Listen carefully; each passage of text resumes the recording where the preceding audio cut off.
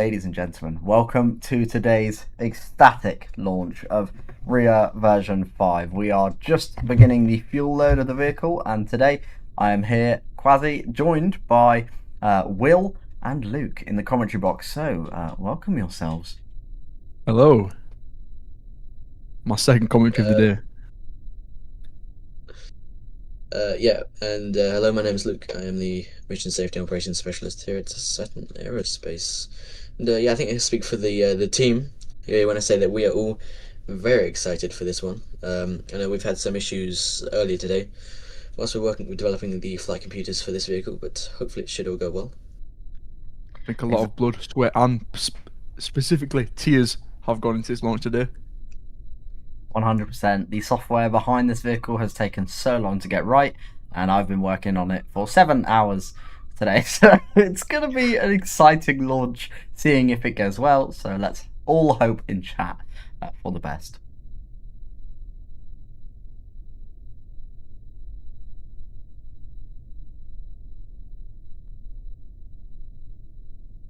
Now, we had a lot of delays getting up to here, and we do apologise. The software had some final tweaks to get right, but now we are all good Recovery for teams are on launch. standby.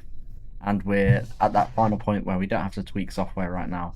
So at the moment, we are go on that front, but it's dependent on mission control now. They've been waiting eagerly to get this thing underway, but let's see what happens.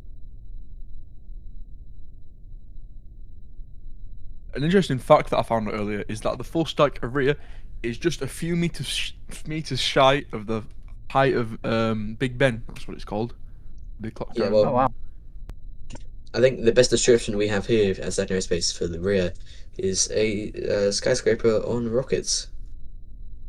Yeah, it's basically a skyscraper on steroids, and today we have an exciting launch of both of the stages. So Iapetus, the booster stage, is the bottom part of the rocket, and that will be boosting up to help the ship get into orbit or push it forward.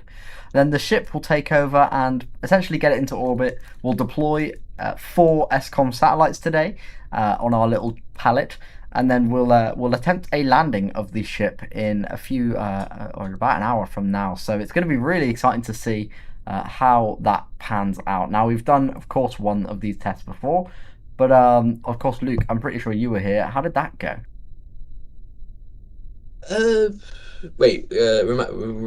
Refresh my memory. Was that when we went for the double catch?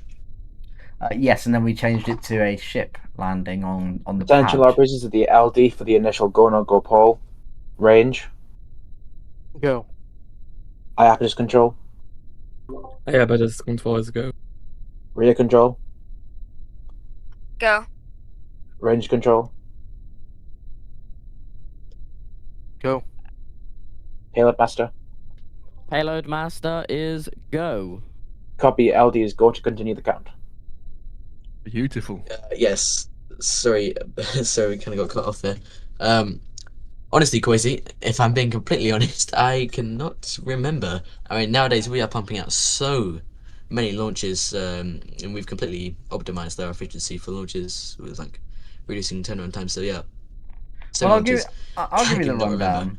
I'll give you the rundown. So essentially, what happened was we entered the ship, and it was too far away on the entry, so we had to do a quite a strong belly flop over to the pad, which caused us to basically miss the pad by a few hundred meters. But not to worry, today should be a lot more accurate, and of course we can only find out when we actually fly the thing. But right now we're pretty confident. We're about a 5 out of 10 on if it would land, and last time we were about a 2 out of 10. So let's see how it works, and it might surprise us, and we don't really know what's going to happen. So yeah.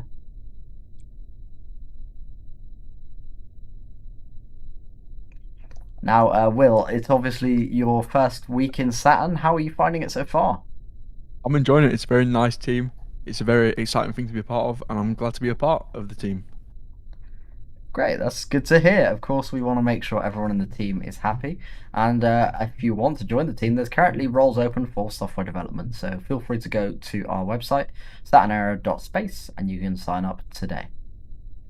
Of course, the requirements are different for everyone. If you have a really strong application, we might look into it more. But if you What the balloon release? if you have a weak application, then of course we will. We unfortunately won't be hiring. But yeah, so put your effort in, put the effort in, and you'll get the reward out of it.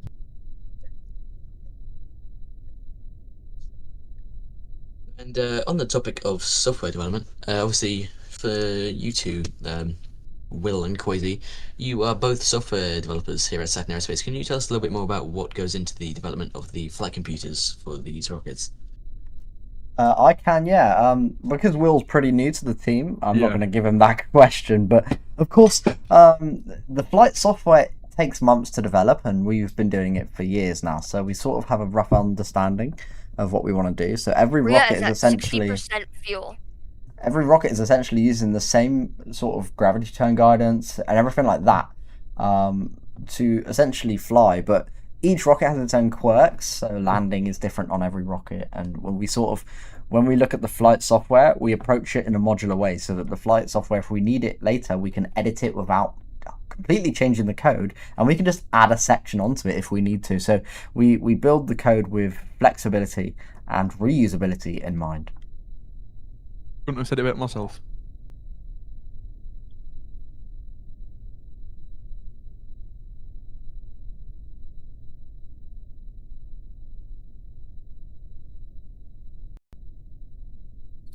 Yeah, but this fueling is continuing to look nominal.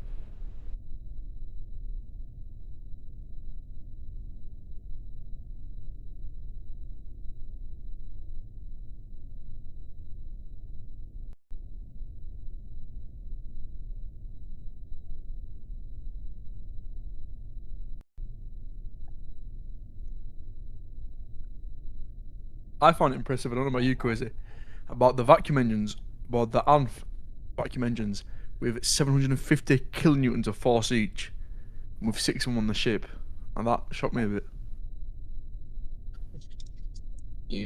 We are Yeah, now definitely. seeing. Yeah, there you go. We have a lot Payload more initiating engines. system startup. We have 6 engines that are vacuums now compared to the 3 that we had on the sea level, 3 that we had before. So we have a lot more power, and this is just because the more we want to fly, the more power we need, really. And there was our little Kerbal mascot cheering us on. And also welcome Sixten to the chat. Good to see you again. It's been a while. And we unfortunately don't have pensions at Saturn. So Well, we could consider that in the future, though. I'd like a pension. Yeah, 100%. But the vehicle is now about half fueled, so potentially looking at a hold. I'm not 100% sure, but we might look at a hold if we aren't fully fueled by the T-minus 2-minute mark. You know, we want to make sure that the vehicle is ready, and we don't want to avoid any mishaps happening today. See the frost as well accumulating on the side of the Payload booster power there. update. We are green. SCOM team on site. Nice zoomed in view. You can see that frost, as Will was saying. Yeah. Rhea Now, controls the payload SCOM. master. Please confirm that the payload is interfacing correctly with Rhea. Rear control, this is Payload Master. We are seeing a great connection between Rhea and the payload. Yeah, so our payload today will be a batch of SCOM satellites. I believe we'll be launching 4 SCOMv6 satellites, which are our internal satellite system, our telecommunications network. But we do not only launch internal payloads, we do launch external payloads. So if you would like to be a contractor, make your way over to the SaturnAero.space website, and you could submit your satellite, and we'll launch it completely for free, and we'll deal with the staffing and the rocket for launching it. So yeah, make your way over there. There's the payload guidelines and everything there. And yeah, all we ask is that you just put a little bit of effort into your design, but yeah, you've got a large amount of freedom in what you want us to launch. And if you want to find out more about today's vehicle, head to Water SaturnAerospace. balloon release. SaturnAero.space/Rhea to find out more about the Rhea vehicle. Now, can any of you commentators tell us why the naming of the rockets are like? Why were they called Rhea, Phoebe, Daphnis, stuff like that? Leave that to Apollo, I'm not entirely sure. Not entirely sure either. This is rookie stuff, guys. Now, you know how we're called Saturn Aerospace? Well, if you think about it, Saturn has a lot of moons, so all of Recovery our vehicles, rockets are in fact vessels are reporting small ocean swells at the sun. all of our vehicles are in fact named after Saturn's great moons. The more you It's know. steaming. And now you guys know, you won't forget. Yeah, well, to be fair, I've only been here for a month and Will's only been here for a couple of days. That is true.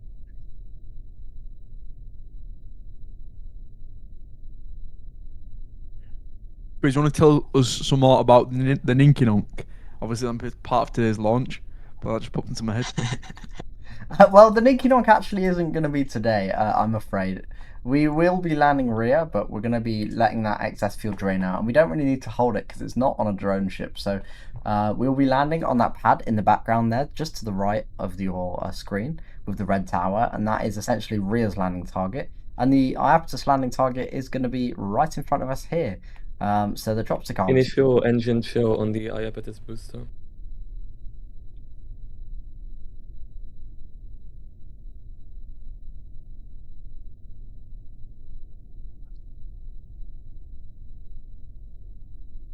Well, I mean, there's some beautiful views here on the coast with that nice and pointy rocket, just getting the fuel and liquid oxygen flowing into it. Yeah, targeting that launch of 11 o'clock. No, not 11 o'clock, sorry, 9 o'clock Zulu time.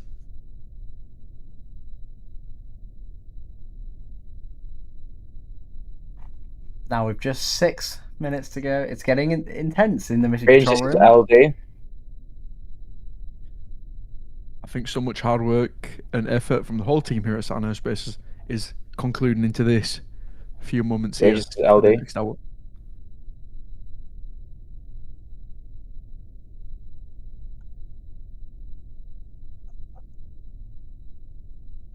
Hold. Range, this is LD. Seems to be an issue here. Might be a communications is issue. right.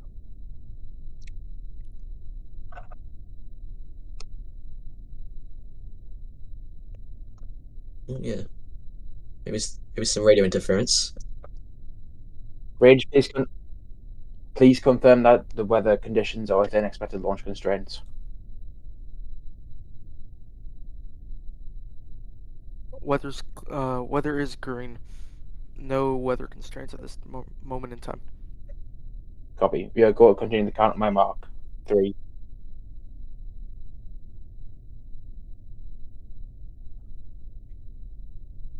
Disregard, we are holding to wait for fuel to complete loading. Prop, this is LD.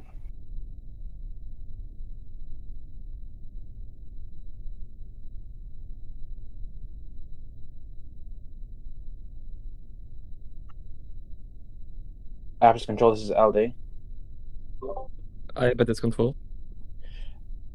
Do you have an expected time of completion for fuel load? Iapetus control to LD should be completed in about 30 seconds. Copy.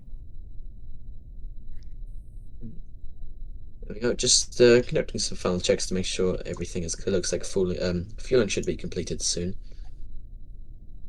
Void, in answer to your question, we don't really have any tips for being a mission controller. Just be mature and just be there once we open applications for them, which we normally do every few months. So probably in a rough estimate of me, 3 months we'll open them again.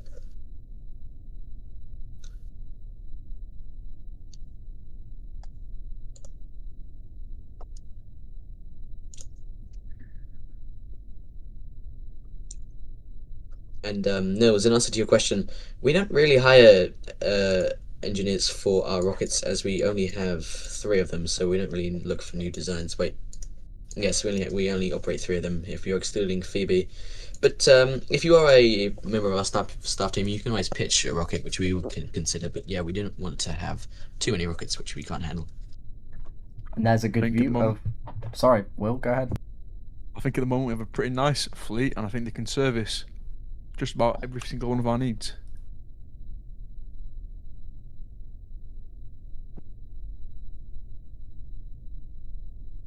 Now it does actually look like Rhea hasn't been fueled yet, so we are waiting on that to begin, and once that's begun we're going to continue that countdown here, so we should hear a call from the LD momentarily.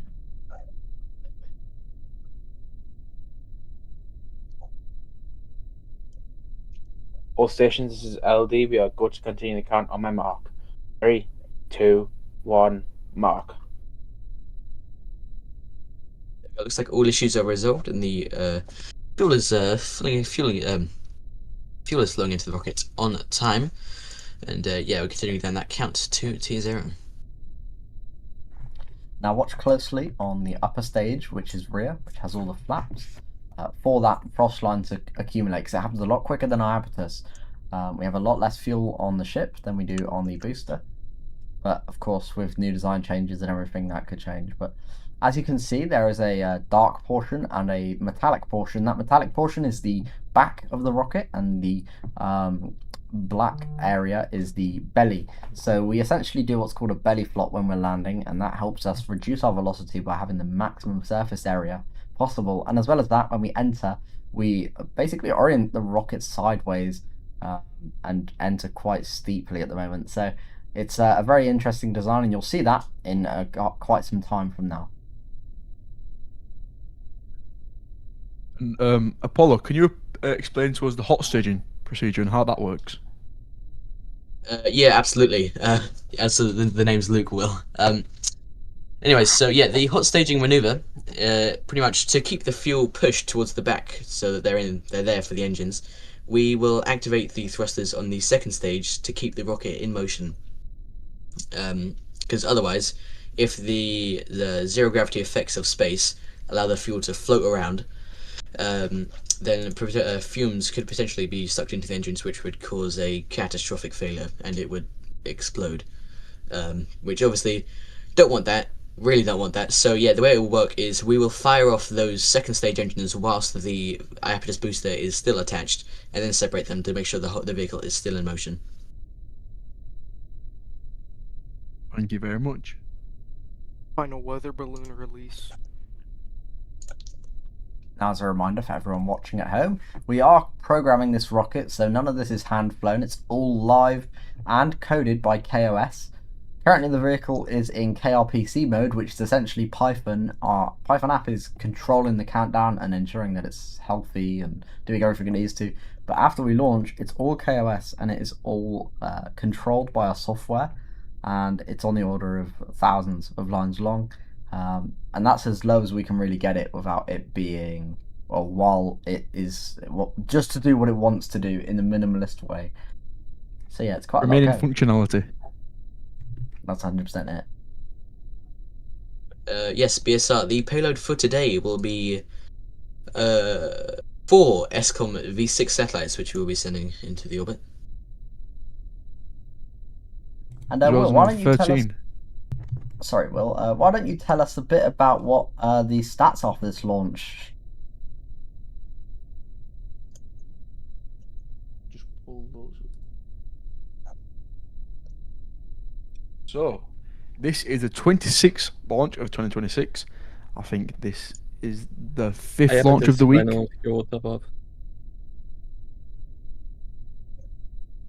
The 5th launch of the week, and the second Rhea version 5 flight. I know that's this morning. Well, this afternoon we launched, I think, 13 of the SCOMv satellites. Final SCOMv6 Iapetus satellites. engine fuel begins.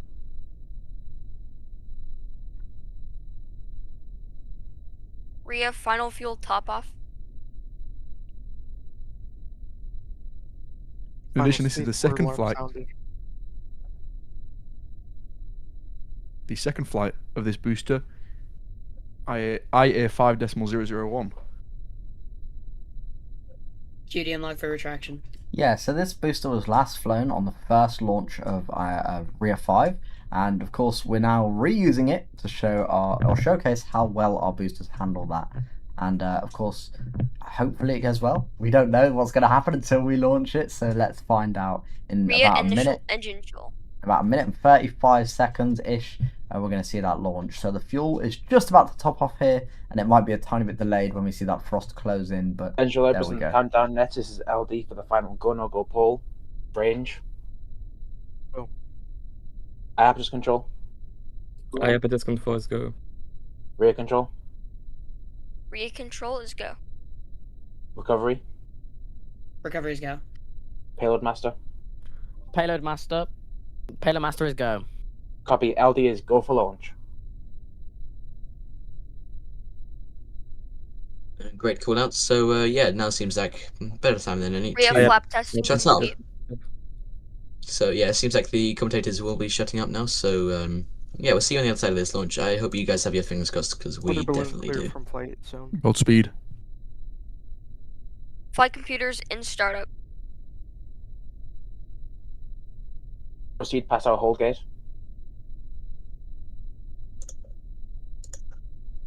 Engine and tanks are correct temperatures.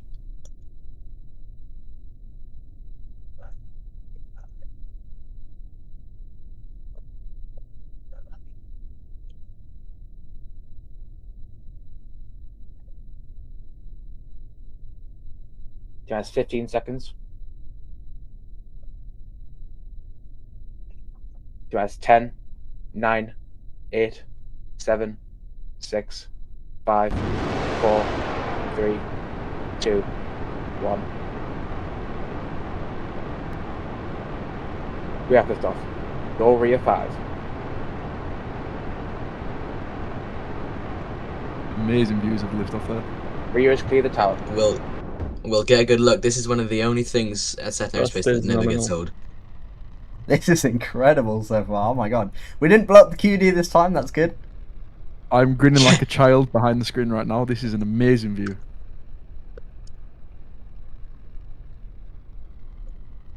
Now, of course, accelerating fast. This rocket has so much more thrust than previous versions of Rhea, and we're already 150 meters a second. So it doesn't take long to get high on this rocket.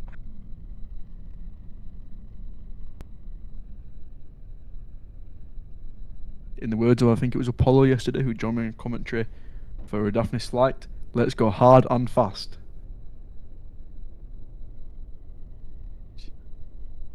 Max Q. That will be the last time aviation joined us in the commentators box. Yeah, hopefully he never comes back, because that was some dead awful commentary from aviation. But there we go. It is climbing past 5 kilometers. Ladies and gents, are you ready to see this hot stage? I'm ready. Luke, Will, are you guys excited for this? 100%. No? Well, if you're not excited, then I don't know what excites you ever. So it's quite hard to excite. Apparatus avionics power thrust and telemetry is nominal. Some great Well, onboard yeah, let's just shots. get this maneuver done hard and fast. Do not say that. The new official motto. And you can see the trail we're leaving due to that pressure of the atmosphere and exhaust gases. Rhea final engine chill. Approaching the hot stage now at around about 50 kilometers. Everybody at home, keep your fingers crossed.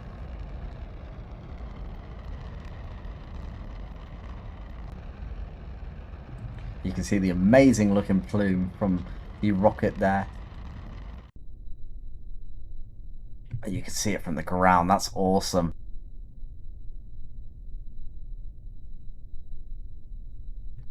You can see the frost has reduced on stage 1, the booster Iapetus, and it's now almost empty, and we only have about 18% fuel on the booster when we start that hot stage maneuver.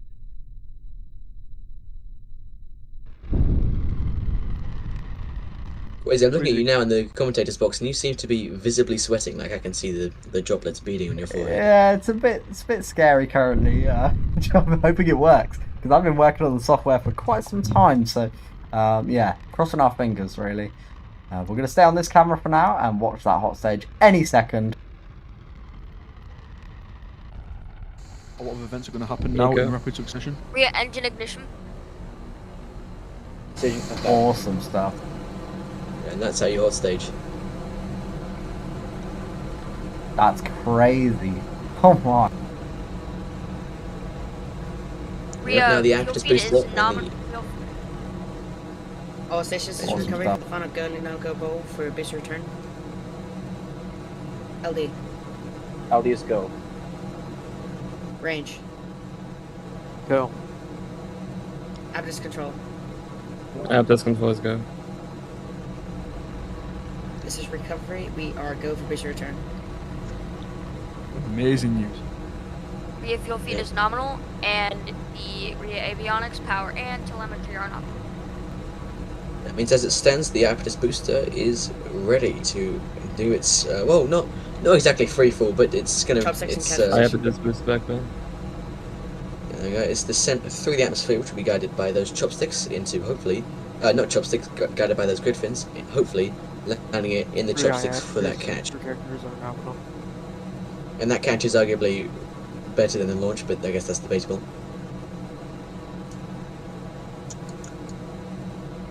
Now stage 2 powering on. You can see the speed already 2.2 kilometers every single second. Now we're aiming for an Rhea orbit of chamber around pressures are nominal. around 3.5 kilometers a second at least. So we're aiming for that 300 kilometer orbit today, and we're hoping to get that in a few moments' time.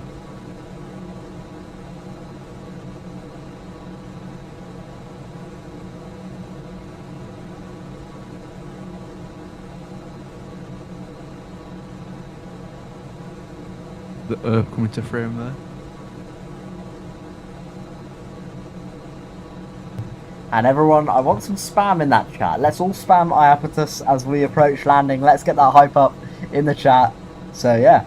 And this is Keep everything quarter crossed. scale Earth. So it's 2.5 times bigger than Kerbin, and a quarter of the scale of real Earth.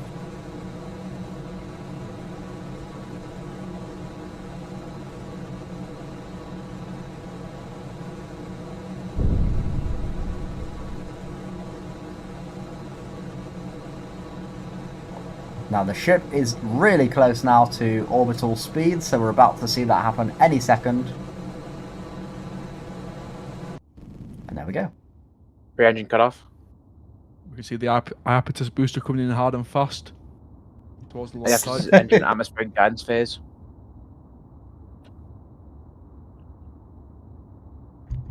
And here we come. You can see the plume of where we just launched.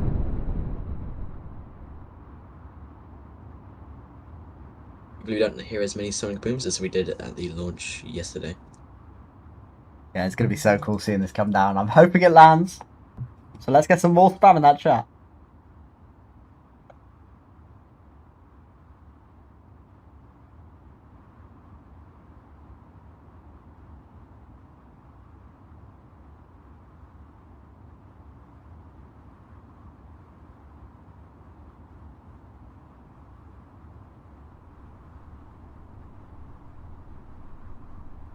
Now it's 3 kilometers, very slow now. We've reached that terminal velocity for the vehicle, and we're going to ignite those 13 engines, then switch down to 5 as we're about to catch. So here we go. Holding our breath.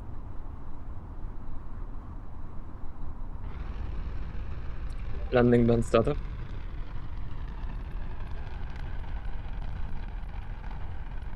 Here we go. The landing burn has successfully begun.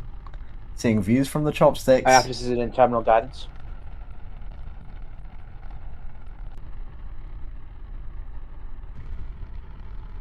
There it goes. You can see the booster nicely orientating itself, and Here we go. I believe Iapetus has landed. Iapetus has touched down, ladies and gents. We have caught the second Iapetus 5 booster for the second time. Oh my god, that is so cool. That is incredible. Oh wow. I don't think that'll ever get old. That was so damn cool. And that basically wraps up the first portion of today's launch. We are now going to be essentially transitioning into on-orbit operations while we prepare for that deorbit and payload separation. So payload sep is going to come up in about, well, I'll actually check for you. So in the meantime, Luke, do you want to take it away?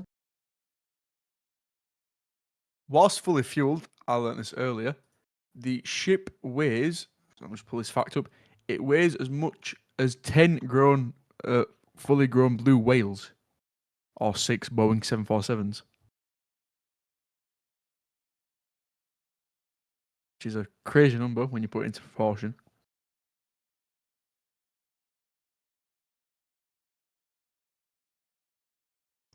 So here we go. We have about 20 minutes now until the second burn today, the circularization burn. So we're going to wait. We're going to come back live when we hit that apoapsis and burn. So coming back at around, let's say, 28 minutes into flight.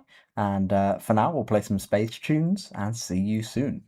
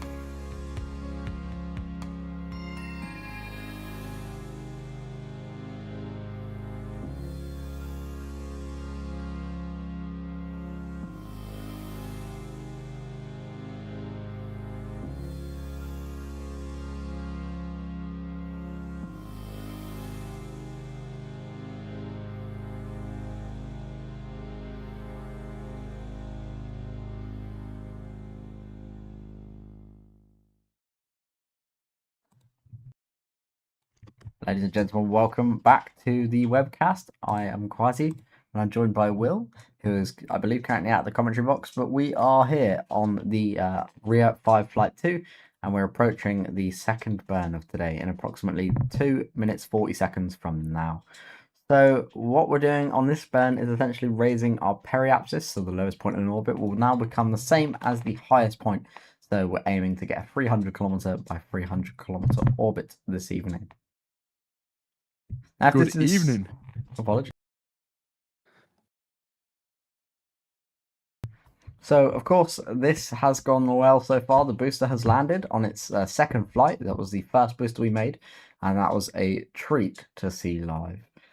Of course, if you're there, you must have enjoyed it, and if you didn't enjoy it, then you have no soul. I know I personally was smiling like a little kid in the commentary box. Exactly. So we have exceeded that 300 kilometer orbit, but thankfully, due to SCOMv being smart, it will automatically recognize this and tune its orbit using its own thrusters. So there's no need to worry. The vehicle isn't as accurate as it should be at the moment, and that's probably just because this is the second flight, and we are working on that actively. So there'll be a lot of data gathered from today's mission, and this will all be used to improve the rocket on future flights. See the sun is slowly starting to fade behind the vehicle now. That's a beautiful view. Yeah, it really does look really nice when you see the sun just going away behind that horizon. There you go. From the engine cams. Just under 2 minutes until the orbital insertion burn. Yep, exactly 90 seconds. So we'll wait out if you for want to that. mark your watches. That was a cool sunset there.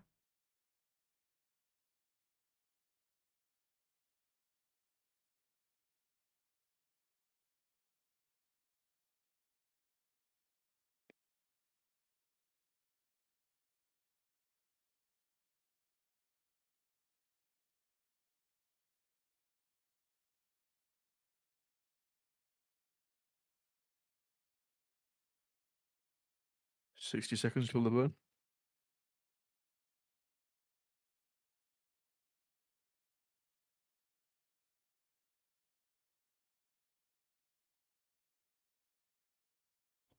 About 3/4 of a minute now. And a good question in chat. How many engines does Rhea have? It has 9 engines. So 3 sea level engines, 6 vacuum engines. And the sea levels are better on the ground, so that's what we land with. And the vacuums help us fly in space. So the thrust is way more than you'd imagine. I'm not 100% sure, but it is very, very high. So now about 20 seconds away from that burn. I will try and find that out for you, actually.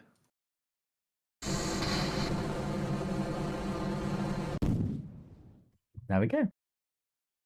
Beautiful. So now, the coolest part of today's flight is the payload separation. So we're going to await that and see what happens in a few moments' time. So stand by and you'll see these payload bay doors opening. Better views than last time, thankfully, and we'll see the satellites deploy out into space. And apparently... In answer to Lush's... Yeah, go ahead. In answer to Lush's question, yeah, about 7,000 kilonewtons of force with all the engines.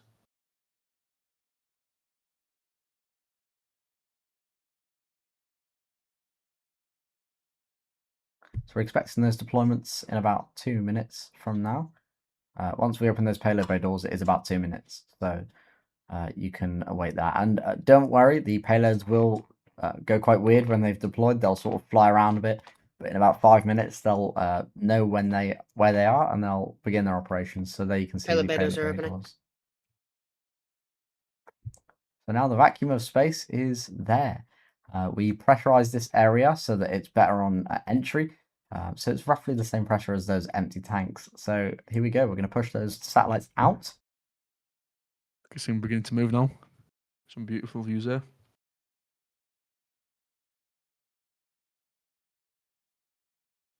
And as a reminder, this is all done with KOS. So this is currently not being controlled by me. We are all doing this live with software. So if the software breaks, then you'll know about it.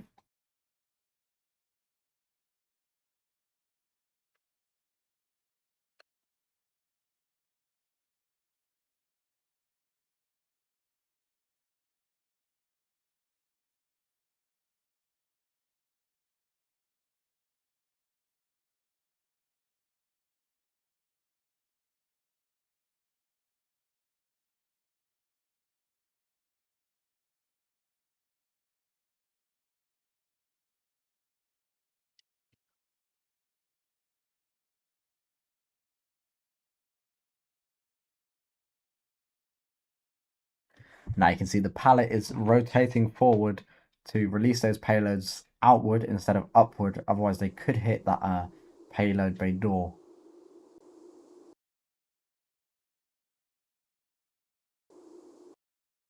I think the camera angle is a bit better than last time, because I think last time the view of the release didn't get obstructed a bit by the pallet itself. Yeah, it did, and we couldn't really see those payloads. We could only see like green lights, so it's a lot better of a view this time. And you may be noticing, why is there a white strobe going off all the time? And that is because technically we're flying in the atmosphere. When we fly in the atmosphere, we have those lights on to let other aircraft know if they've not been picked up on radar and they're flying right by it.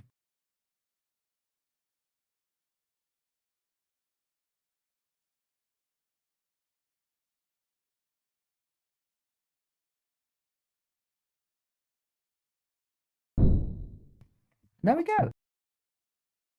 SCOMv deployment confirmed. Beautiful views there as they fade off into the darkness. And that is unfortunately the Launch. last we'll see of them. That is the main goal done.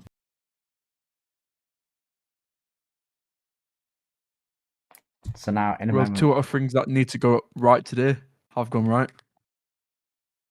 now it's just the third. That is probably the hardest part of everything.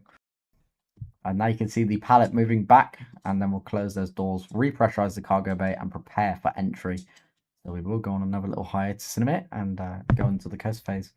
But for now, you'll be happy to know we are waiting here.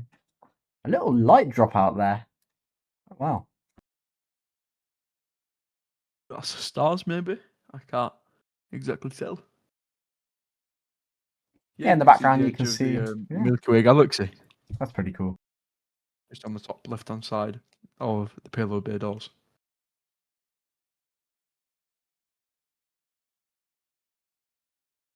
For those who are just tuning in, we had a successful deployment of 4 of the SCOMv satellites, as well as a successful booster catch back at the launch site.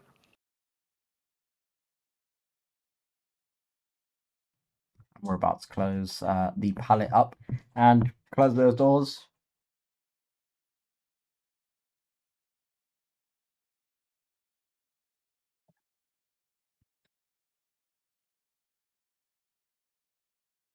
Final SCOM system power up confirmed.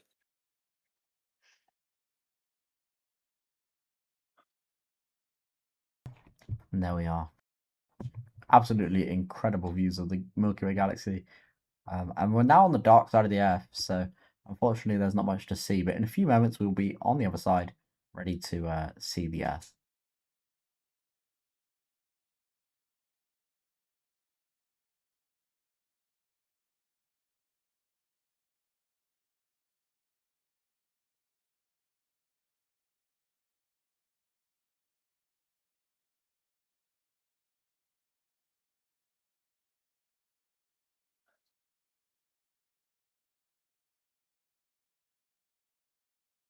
Four to 4 SCOM satellites showing green health. Contacting SCOM team. That's perfect. So we've got all of the satellites perfectly working right now, and that is good to hear.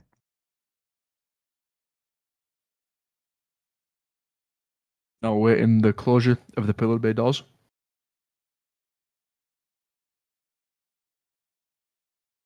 Those should happen any minute. Still see the edge of the Milky Way galaxy hanging and looming in the background. And there you go. Beautiful. Payload bay doors closed.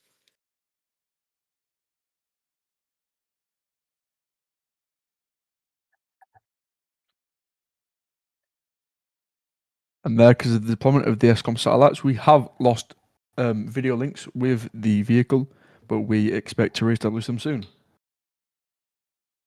And there we can see the video links re-emerging, thanks to our amazing SCOM network that is keeping us connected across the globe. Yeah, and it's just amazing how accurate these are. Essentially, the reason that happened, we switched those comms, as Will said, over to the SCOMs, and those SCOM satellites we just deployed are now the ones that are essentially providing us webcast feed. Because they're right next to us, they're essentially perfect for where Payload we bay are. repressurization underway. So they give us the least amount of delay to the vehicle as we can experience. So it's great to have that. And unfortunately, we are going to go back in the coast phase, and we will notify people in chat when to come back for the deorbit burn and landing. So me and Will are going to go and watch the stream, basically, and we'll see you very soon. Right.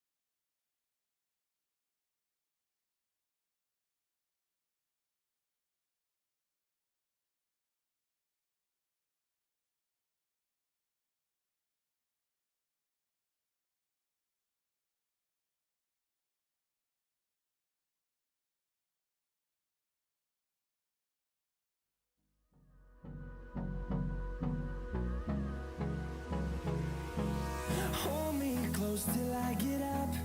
Time is barely on our side.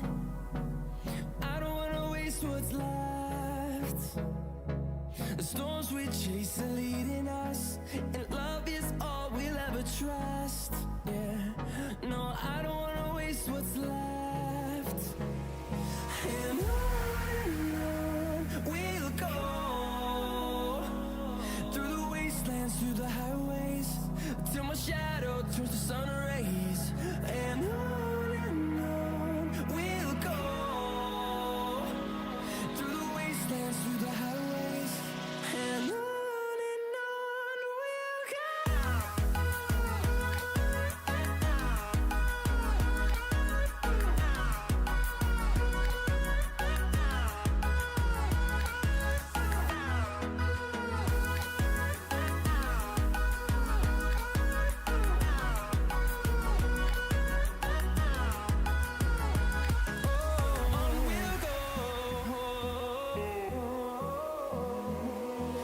Finding life along the way, melodies we haven't played. No, I don't want no rest. Echoing around these walls, fighting to create a song. I don't wanna miss a beat. And on we'll go, through the wastelands, through the highways, till my shadow turns to sun rays. And on we'll go, through the wastelands, through the highways, and on we'll go.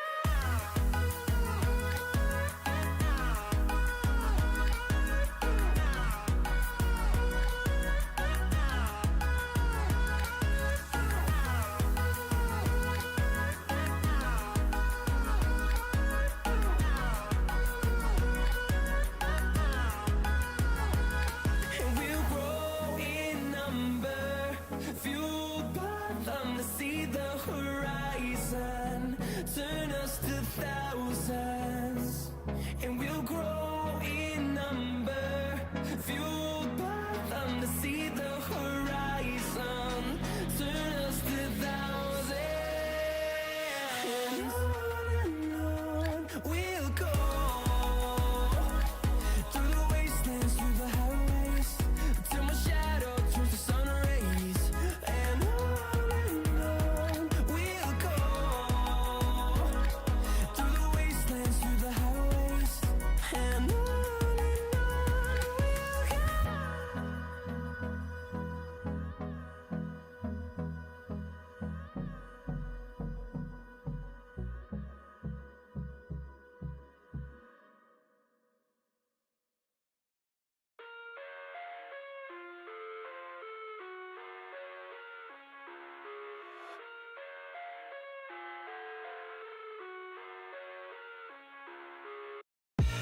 I live inside my own world of make.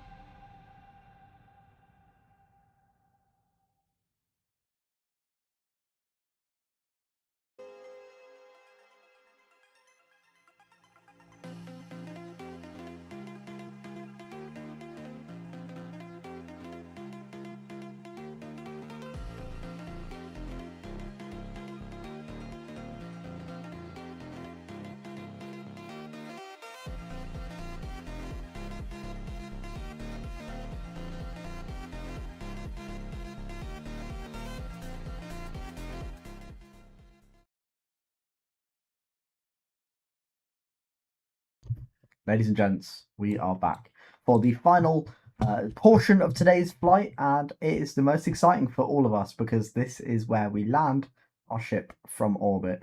Now, this is the hardest part of the flight overall, and once again, I'm joined here by Will, who's going to go through it with us, and this is the first time he's seen it live from the commentary box. I'm buzzing. Shortly ahead over California, we will begin. Is it landing bird that we begin, or is entry interface? So initially, we do this the orbit burn, then we'll enter and stay on our belly. Then we land with our landing burn right before we touch down.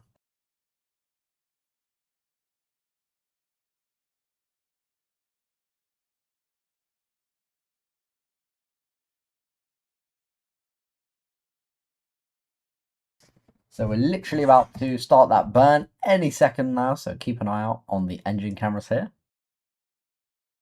And you should be able to see it. I feel like hiding under my desk. This is very nerve-wracking here in the commentary box. Yeah, my heart's racing a bit, but hopefully it all goes well.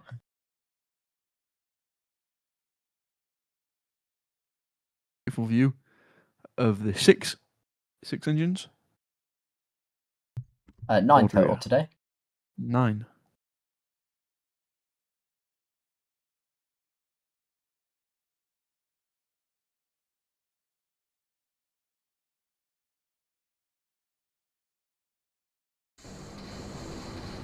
There we go. Beautiful burn.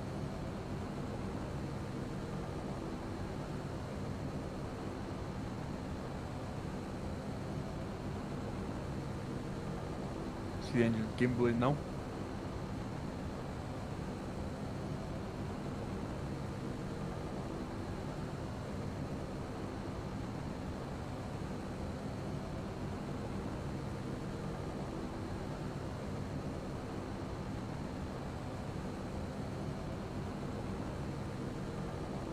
Now approaching that cutoff. It's not a very long burn.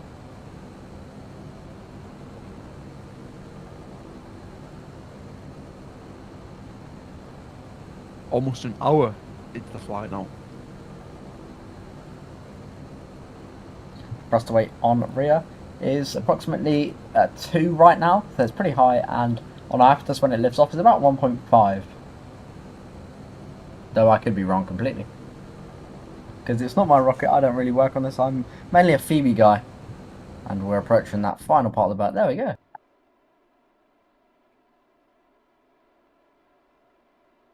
So now, here is where it gets spicy. We are now orientating up, and then we'll orientate with the belly to down. Rhea is reorienting for atmospheric re-entry.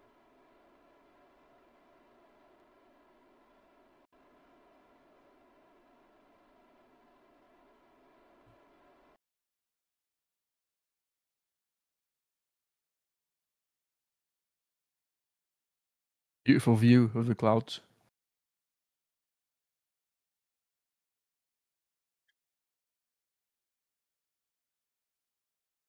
It seems like we have deorbited all that, or detanked all that fuel, so we're now orientating to match the entry interface profile. And then we'll begin entry interface very, very shortly, in approximately 5 or so minutes. Rhea recovery teams are on standby.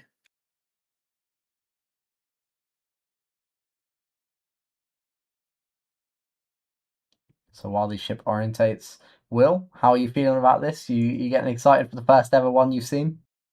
I am more than excited, but also at the same time, I am. My heart is thumping out my chest, quite frankly. I think that's the only way I can put it. Yeah, it's a very nerve-wracking experience for everyone in the team. There's always something that might go wrong. We can't really test it until we launch it, so we can always do simulations. But when we actually do the thing, it's a different story most of the time. So let's see what happens, and obviously get your votes in, guys, and let's get some spam in the chat. Let's spam Rhea 5, and let's give it some of that love that it needs to land from orbit today. In addition, though, I think from the whole team at Saturn Aerospace, so much work and effort has gone not just to Rhea 5, but to the whole fleet of rockets, and specifically today's landing. I think, I know you specifically, have put in so much effort into the code for today's landing, and the whole team in general. And I think the whole team at Saturn Aerospace deserves a round of applause.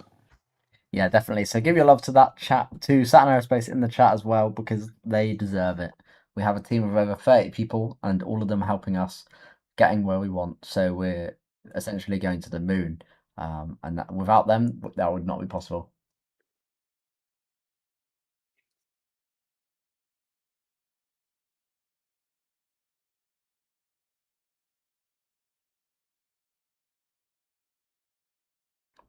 Now you'll be able to see as we come in, it's going to look really fast. Now we do quite a steep entry profile, and you can already see that altitude descending really quickly. So we're going to be approaching a high speed, and it might look like we're time warping. I promise you we are not time warping whatsoever. This is real time as it enters. So it's a bit unique in the fact that we enter with such a fast profile. Absolutely rapid.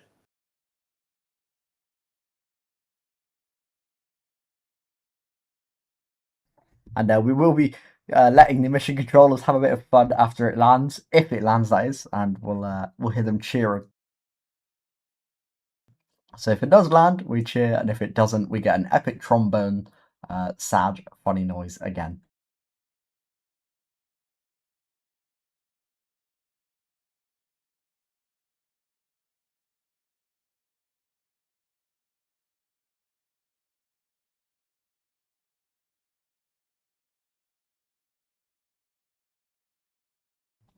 And no, we are not in time warp. Don't worry, we are actually real time right now.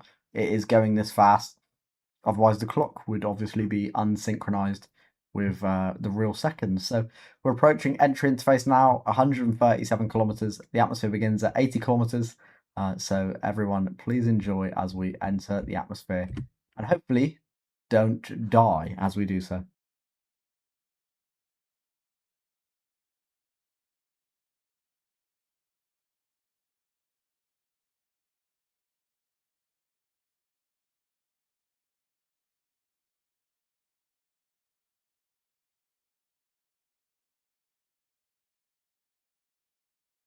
Approaching the 100-kilometer mark now, but which we've just passed.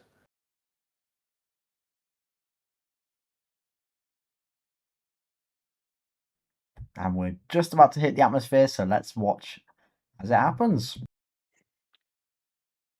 There we go. We're now approaching peak Noticeable entry heating. drag now affecting Rhea. Look how fast that's descending.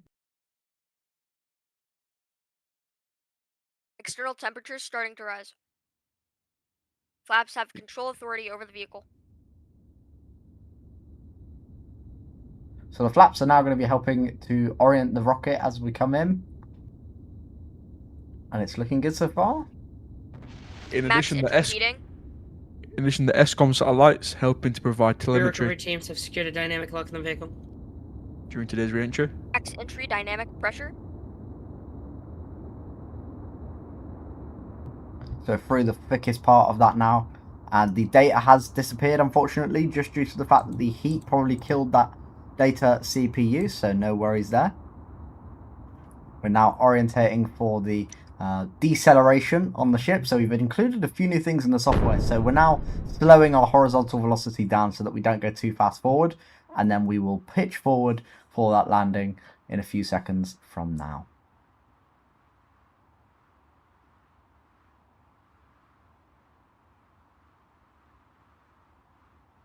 There we go. I believe we are now pitching forward to achieve the nose forward.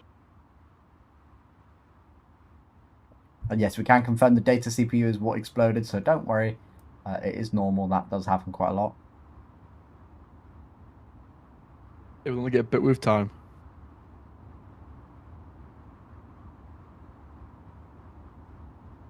Rhea is entering the belly flop phase of the flight.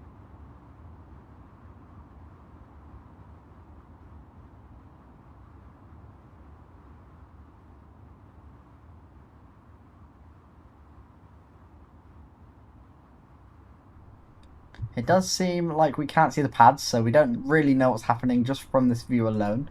So we're hoping that it works.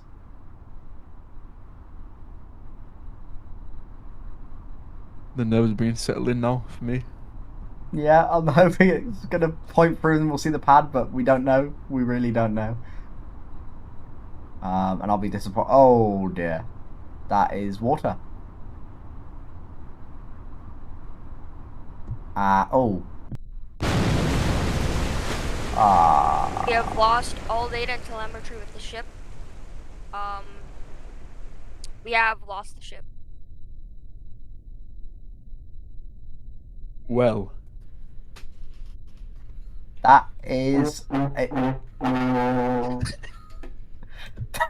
that's a prime example of what happens when the vehicle essentially doesn't do what it's told.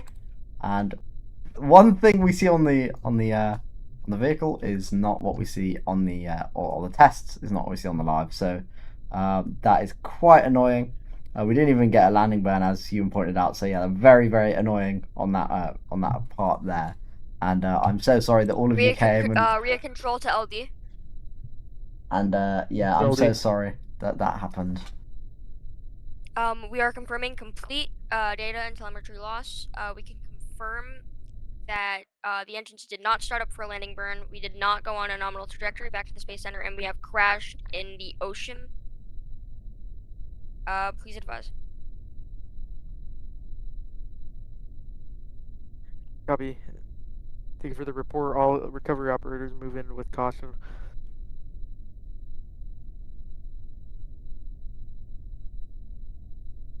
Now, unfortunately, that does pretty much wrap it up today. We were hoping that it was going to land. We hoped we would get some cheers, but there might be something that we need to look into on Rhea's recovery. So I do apologise from the bottom of my heart. Recovery to LD. For these comms. Looking at the footage that we have right before landing, it appears that there's literally nothing we can salvage out of this besides the data.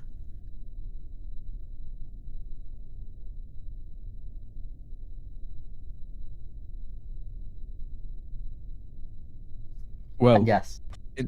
In the famous words of John Haywood, Rome wasn't built in a day. And I think the team, we can learn from this, and we will continue to strive to go forwards and progress with not just development of Rhea 5, but for all of our other launch vehicles here at Saturn Aerospace. Yeah, and it's a shame we didn't do it, but of course it will take time and it will take lots of launches. But the main thing is the booster lands, the most expensive part. And as well as that, we also have confirmation that the ship performs its duty of getting things into orbit. So the hardest part is essentially re-entering on target. So we know where we're going wrong, which is a good start, obviously. And we know where to improve. So unfortunately, while it didn't work this time, you can be sure that next time we'll get it, or at least hope to. But I'm pretty sure it was a bit further away than the first attempt on this one, which is a bit annoying. But, you know, things happen, and that's just the reality of spaceflight. But that's going to wrap it up from us, ladies and gentlemen. I have been Quasi, and thank you to Luke, who was in the commentary box, and of course you, Will. Thank you very much for coming along today and commentating for the last hour and a half. Thank you to everyone at home. So yeah, goodbye for now. Goodbye.